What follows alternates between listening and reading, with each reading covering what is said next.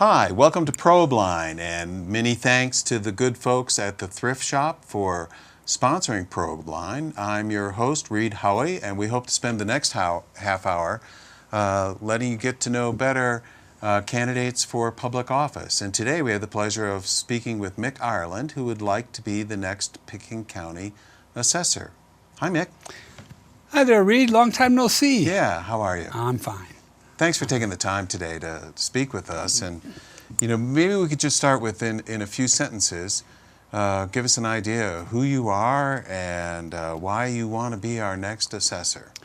Well, I'm a 39-year resident. I have a degree in law with a tax emphasis from the University of Colorado.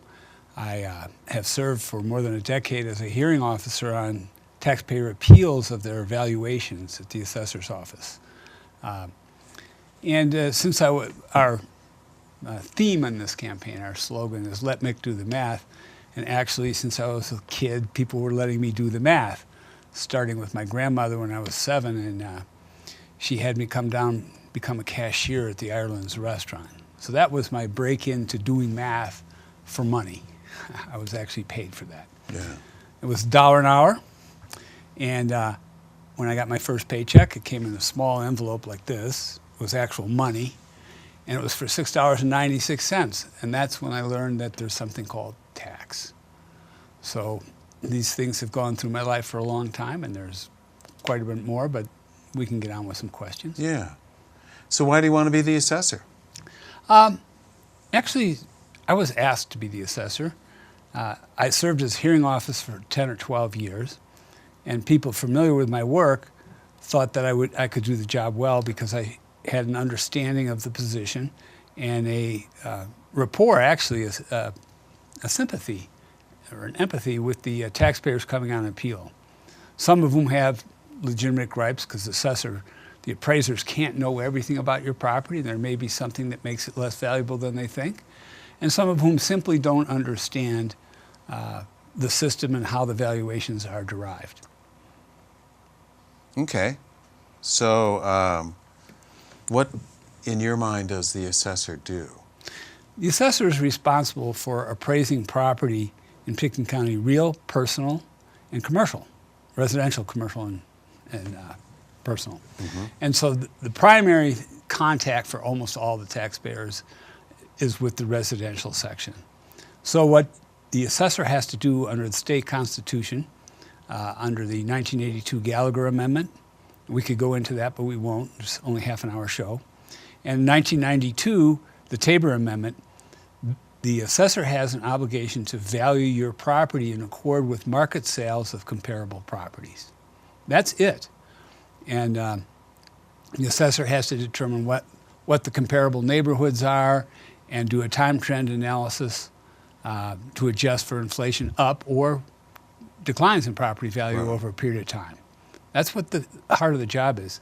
Commercial property is valued usually according to the income stream method and a capitalization rate on the income earned by a commercial property.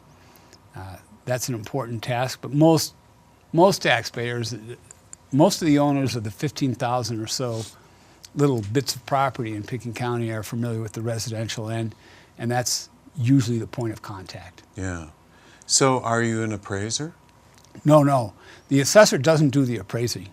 The appraising is done by the staff, and we have, I think it's 5, maybe, let's see, I can think of them, 5. There might be a 6th appraiser who are certified and trained. I'm going to take that training, but I can't take it until I work for the county. So I can't go and enroll in the classes. I will take it, but I won't be doing the appraising. Okay. The appraising will be done by the professionals who have many years of this. All right. So what does the elected assessor then do if not the appraising? Well, and what do you bring to it?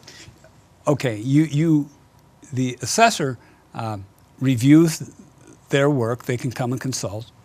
The assessor is active, can be active if there's an appeal on a major piece of property. You can appear before the Board of Administrative Appeals or the district court, whichever it is. Mm-hmm. You do all the administrative things that you're so familiar with, Reid. You have to hire people, you have to lay people off, you have to do a payroll, a budget, you have to prepare a tax roll for the state, summing up all the property that you valued, you have to make adjustments to it, you're in charge of all those things. Yeah. So it's more an administrative technical position than actually an appraisal position. But having a law degree is very helpful in interpreting things like Gallagher and Tabor and measuring what their effects are going to be. Yeah. And my math background is useful in checking the validity of the models that we use, or they use, for increases and decreases in valuation and what's an appropriate neighborhood. Yeah. So, unlike most people, I have all the properties on my computer at home. That's public record. And I've already started, for various other reasons, analyzing property in Pitkin County. Trends, up, down, all those sorts of things. How would that play into what you would do as the assessor? Well, one of the problems that the community has is, and we're not having it right now, property goes up in value. People understand that. They pay more taxes. They may come in and say, oh, my property's, there's something about my property you don't know that makes it less valuable than you've appraised it at. But when we have a problem is when there's a downturn. And the current model, I don't think, quite adequately, and it's not this assessor's fault, but the model that's in use doesn't account for a downturn. So if you're doing linear regression, as you know, you have points of sale and values, and you have a weighting for each one of them. There are 6 sales here and 1 sale here. The 6 weigh more than the 1. But when there's a downturn, nobody's selling anything. Mm-hmm. And so you can't really, I think, model that very well. This happened in 2007. People would come in and say, wait a minute, my property went down in value. Why are you valuing it on the valuation data at X? It should be less. Well, maybe it was, but there's no way currently to account for that. You can't account for a downturn as easily as you can account for an upturn or an uptick in prices. So your hope, if you're elected, would be able to help out with that? Yes. And the other thing that how do you do that? Well, it's a matter of mathematical modeling, and there are people who are expert in that. I'm not. I don't claim to be. I understand it, but I'm not. There are a couple of other things I'd like to do. One is a customer service approach. When you go online to the assessor's website, you see basically a 1999 or early 2000 interface with the web. So if you ask me tomorrow, I want to know how exactly from the public records my property was valued. That's not accessible immediately from that site. You have to go to multiple sites and bring that together. There's a really nice Pitkin County and Aspen mapping application which would allow you to see the underlying plat maps. There are other sites where you can find out what the zoning is and what it means. There are other sites that will show you, you can get the assessor to give you the comparable properties in your neighborhood. You can do all those things, but you ought to be able to do them at one stop. Mm-hmm. You ought to be able to click on a link and see who am I being compared to, and click on another link and say, here's my zoning, and click on another link right at that site and say, well, what does the assessor think my property is? So, you know, sometimes there are mistakes. We're working with human beings. So maybe they think you have a 12,000 square foot lot and it's really 6. Mm-hmm. And if you can see that, you can see what they're thinking, then you can call them up and say, well, it's really only 6,000. And I had a citizen come to me already and ask about that, and I looked all these things up for them. And but it took me time, and I have some expertise. But it ought to be something that's transparent and accessible to the ordinary person. And of course, in Pitkin County, you don't have very many ordinary persons, but somebody who can go on a website and click on a link and see what's going on. Yeah, that's one thing. Another problem we have is, no matter how nice your computer web interface is. Some people need or want or best communicate by person-to-person discussion. That's why you and I are sitting at this table and not doing this by Zoom or Facebook or LinkedIn or anything else. The appraisers and the assessor ought to occasionally be down valley, and people could walk in and say, I don't understand what's happened with my property. Why did you do this? Or what can I do? And that means we could have office hours down valley, say at the Eagle County Building or in Redstone or in Snowmass Village. That would reduce traffic because one assessor moving down valley and the appraisers all live down valley. It's a lot less traffic than 5 or 6 or 7 people having to drive up here. Right. I think that's important. And the job itself is data driven. So you can bring a laptop, hook into the internet, and get a secure access to someone's record and say, well, we found out this and we found out that, and you can show me something else. So that would cut down the need for a lot of appeals. It would give people a better feeling about why they're paying what they're paying. And I'd like to see that happen as well. Great. So if that'd be part of what you would define as success, I guess, is being able to have more customer service spread out throughout the county to make it easier, more efficient for the public, and then synthesizing the data in a way that the public could access it better. Right. More easily. Yeah. More easily. Any other kind of goals that you see? Yeah, internally, what the assessor's office uses now, and I've talked to the county administration about this already, they use a form of software that doesn't communicate well with ordinary programs like Excel. Mm-hmm. And to me, it's crazy. The appraisers are highly trained, they have a lot of experience, and what you want them to spend their time doing is appraising property, looking at it, thinking about it, taking notes on it. You don't want them entering data because your software can't communicate with another piece of software. That's just crazy. And it's not a good utilization of their skills or the taxpayers' money, really. Mm-hmm. So that is the second thing I would like to do. And that's an upgrade of the computer system. Well, some sort. The county is already in the process of an upgrade. Yeah. They're already working on a new, what they call a backbone for the system. You probably remember that from your days. And so what hooks into the backbone is something you want to do when you're doing the backbone, not retrofitting it. Mm-hmm. So I'd like to get on that pretty quickly. Okay. I have to ask this. No, you don't, but you have the right to remain silent, Reid. Well, thank you. You are an attorney, after all. You are a well-known political figure, taking well-known political stances. And I think that the public would like to know how you fit into the assessor's role, which is seen, I think, as being apolitical. Well, it's not something I'm going into to accomplish political objectives. Yeah. It's a technical position. Possibly in the future, as they did with the coroner and the treasurer, it might be an appointed position. Yeah. It's not now. It's not a role where you have a leadership position on housing or trails or transportation. Which is how most of the public knows you.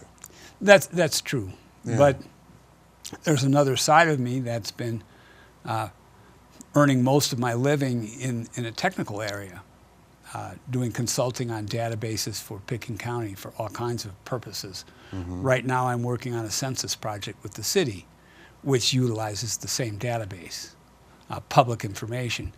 And what we're doing with that is we're identifying areas that might have been undercounted in 2010 to make sure they aren't undercounted again. Mm-hmm. There's millions of dollars at stake there, and I've, with some help from a technical expert, created mapping that shows where the undercounts probably were. Yeah. So it's kind of, my life hasn't been strictly politics. I've been doing legal work, tax work for people for many years. And I've been doing this sort of data-based analysis that helps policymakers. So for me, the transition isn't as great as you might think. It may be different for people who only know me in my role of my lesser sources of income. Yeah. You know, you're mayor, you're making $28,000 a year. And not many of us can live here on $28,000 Right. a year. And that was not my primary income in those years. I've always had 2 jobs here since I moved, sometimes 3. And one time when I didn't have 2 jobs, my boss made it feel like 4. So. Yeah. Well, I think that's interesting. I think it is a side of you that the public probably hasn't seen very much, of being a techie kind of guy. And I'm curious to know more about, you know, running as the assessor and how you would apply that. Well, people are under a misimpression. I want to make sure they understand. The assessor doesn't raise your taxes. Yeah. And people have asked things like, well, what if the assessor thought you didn't have enough money and raised the taxes? No, the state audits all the work and would lower those valuations in the event there was a systematic overvaluation or an undervaluation.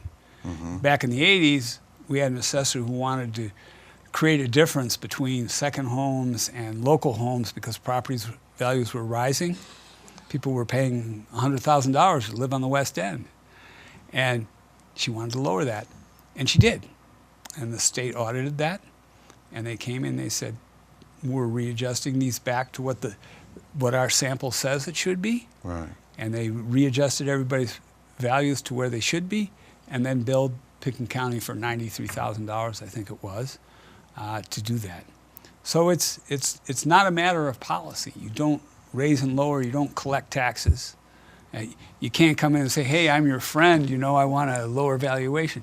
No, that would show up immediately. Mm-hmm. And since the assessor doesn't do the appraisal anyway, the assessor doesn't have any way of doing that. Yeah. A lot of property here in Pitkin County is owned by LLCs, entities. So you as the appraisers don't even really know who truly owns a piece of property. So they can't do favors, mm-hmm. and they won't do favors if I'm assessor. You know, it's interesting you talk about that, but Geoffrey Chaucer, who's known as one of the great poets of English literature, and you probably read or were forced to read some of Chaucer's Canterbury Tales as a student. He was also Chancellor of the Exchequer for England, mm-hmm. and he was very good at it. He revived the Treasury status through his work there. But we don't know this about him. It's another Right. side to him. We know him as the poet. Yeah. And, you know, people know me as, you know, the mayor, and, you know, I'm for trails and housing and all those things. But actually there's another side of me that I'm offering the public as service. Mm-hmm. Well, and I think that is, if I can say this, kind of one of the challenges that you get to wrestle with is creating a public persona or showing the public this other side of you. Well, I've done hundreds and hundreds of property tax appeals, and I'm as a hearing officer. A hearing officer, not so, as an attorney. No, not on behalf of taxpayers. Yeah. In fact, as a hearing officer, you can't take right. those cases. You're committed to one or the other. So during that time, if you had come to me and said, I want to appeal my property valuation, I want you to represent me, I could not do that. Right. I was offered that a couple of times when I was a hearing officer in Garfield County. Somebody wanted me to do that. Can't do it. Haven't done it. Mm-hmm. But as a hearing officer, I've done a lot of work with the fundamentals of this office. You know, the strict use of valuation by market sales, the appreciation according to mass appraisal and linear regression, like on the card. Yeah. I've been doing that for years. So it's not new for me. It's not like I'm giving up some opportunity to have letters to the editor about why I shouldn't support RAFTA. It's different, but I think my education background is diverse enough to take that in. Yeah. And what makes it exciting for you? Well, there are challenges. And one of the challenges is going to be to make the office more efficient, more transparent, more accountable to the citizens so that they understand. One of the things I observed in the hearing offices, as a hearing officer, a lot of the reasons people appeal their property valuations because they don't understand how it happened. Mm-hmm. And if they could understand that, then they might not have to make an appeal. So somebody will come in and they'll say, well, why did this happen? And you'll explain how their value is derived. And they'll say, oh, well, that sounds right, but could you lower them anyway? Right. And you can't. Yeah. But they understand. People, I can't remember anyone ever going away angry that they were not treated fairly in their hearings. So. Yeah. And does the assessor have a role before it goes to the hearing officer? No, the appraisers prepare the valuation. Right. Okay. If there's an appeal, the appraisers respond to that, and sometimes it's informally settled.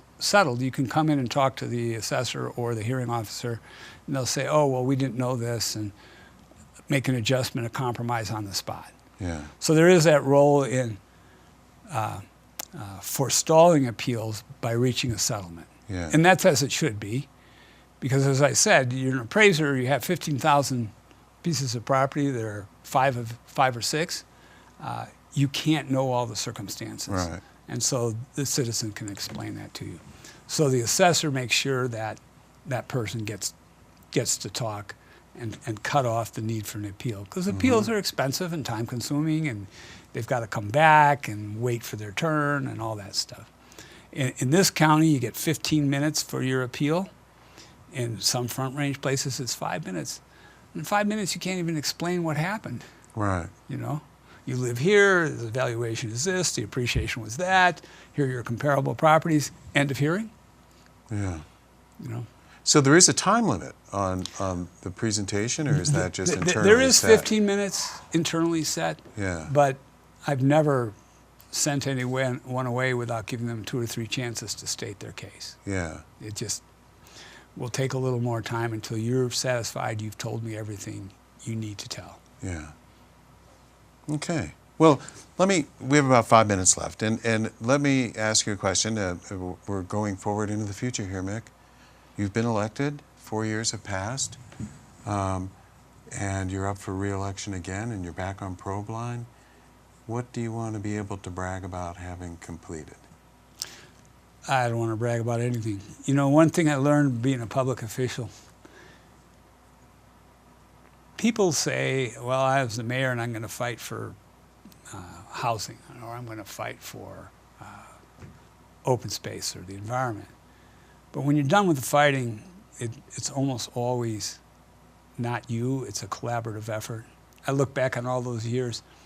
There's only a handful of things that I can say that I did on my own. You know, and they're obscure little pieces of legislation we can't go into here in 5 minutes. But for the most part, you would come back to Probeline and you would say, well, during that 4 years, the team, which would be me, the staff at the office, and the county administration, made improvements in people's access, in the transparency of what we do. And it's better than it was. I don't think it'll ever be perfect. But that's one thing I want to be able to say that we did, that we improved the customer service. That would be a good thing to say. And that we're using the best information available to make decisions on property values. Great. Does the assessor end up having a voice outside of the county? Well, there's an assessors association, yeah. and you may work through them for various kinds of reforms. Right. You know, there's constant tension at the state level between residential use of a property for agricultural or residential purposes, because they're taxed much differently. Right. And when I was a commissioner, there were some changes made. Then there was another set of changes, and now they've reached another compromise. And so you're able to talk about your experiences in your county. Nobody wants to see agricultural property taxed at such a high rate that you have to sell it. Mm-hmm. It may turn out, it may yield a few $dozen a year per acre, and you can't tax it as though it were residential property, or the taxes would exceed the gross income. But then on the other hand, nobody wants to see a multi-billion-dollar house paying the same taxes as a mobile home. Right. So there's a compromise that the state arrived at, and I'm sure the assessors participated in trying to make that a reasonable compromise. Yeah. And they did. Yeah, and then it's the General Assembly that It's a General does that. Assembly. It's just, you know, if the taxpayers want to have a different tax rate on commercial property and residential property, that is through a constitutional amendment, not through an assessor. Is there anything that I missed that you want to take a minute to say? Well, I'm sure there's things I missed, you know, and I don't know what they are. I'm trying to think. We went through office hours, expanded office hours. Down Valley. We want better internal software. Right.